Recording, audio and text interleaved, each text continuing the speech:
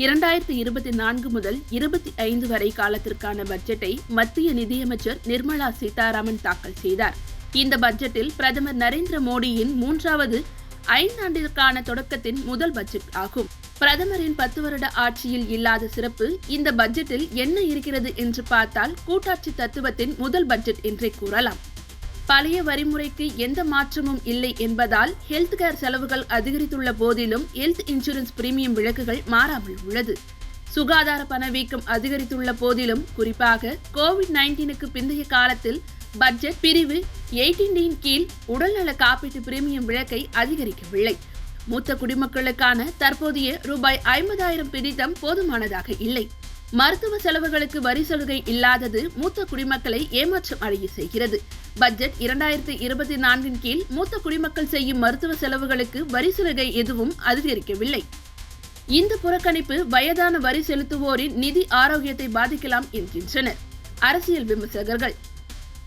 இவை தவிர்த்து அரசியல் ரீதியாக இந்த பட்ஜெட் அணுகினால் ஆந்திர மாநில முதலமைச்சர் சந்திரபாபு நாயுடுவும் பீகார் மாநில முதலமைச்சருமான நிதிஷ்குமாரின் மாநிலங்களுக்கு சாதகமாகவே உள்ளது இந்த பட்ஜெட். பாஜக ஆளும் மாநிலங்களை விட ஆட்சியை தக்க வைத்துக் கொள்ள சலுகைகள் மற்றும் நிதிகளை வாரி வழங்கியுள்ளது இந்த மத்திய அரசு. இந்தியாவில் வேலைவாய்ப்பு குறைந்துள்ள நிலையில் பணவீக்கத்தால் நடுத்தர மக்கள் சிரமப்பட்டுக் கொண்டிருக்க இந்த நிலையில் பட்ஜெட் வெளியாகியுள்ளது. இந்திய மக்களுக்கு நன்மை தரக்கூடிய அறிவிப்பும் இல்லாத இந்த பட்ஜெட்டால் மக்கள் அதிருப்தி அடைந்துள்ளனர். மற்ற மாநிலங்களை விட ஆந்திரா மற்றும் பீகார் மாநிலங்களுக்கு மத்திய அரசு பட்ஜெட்டை தாக்கல் செய்துள்ளது. அனைவரும் ஒருமித்த பட்ஜெட்டாக இல்லாத இந்த சூழலில் அண்டை நாடுகளுக்கு பல ஆயிரம் கோடி ரூபாய் நிதியை ஒதுக்கியுள்ளது பொதுமக்களிடையே அதிர்ச்சியை ஏற்படுத்தியுள்ளது. அந்த வகையில் இந்தியாவின் அண்டை நாடான பூடானுக்கு மத்திய அரசு பட்ஜெட்டில் 2,68,000 கோடி ரூபாய் நிதியை ஒதுக்கியுள்ளது.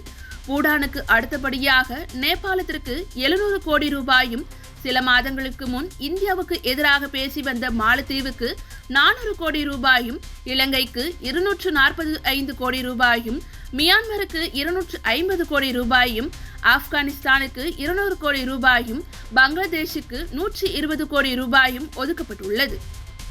மேலும் மொரீஷியஸுக்கு 370 கோடியும், ஆப்பிரிக்க நாடுகளுக்கு 200 கோடி ரூபாயும் ஒதுக்கப்பட்டுகிறது. இன்னும் பல சர்வதேச நாடுகளுடன் நல்லுறவையும் தொடர்பையும் வளர்ச்சியையும் பேணி காப்பதற்கு இன்னும் பல ஆயிரம் கோடி ரூபாய் ஒதுக்கப்பட்டுள்ளது. நிதியமைச்சர் நிர்மலா சீதாராமன் பட்ஜெட் இந்தியாவில் மற்ற மாநிலங்களை விட கூட்டணி கட்சியில் உள்ள 2 மாநிலங்களுக்கு மட்டும் நிதி ஒதுக்கப்பட்டுள்ளது.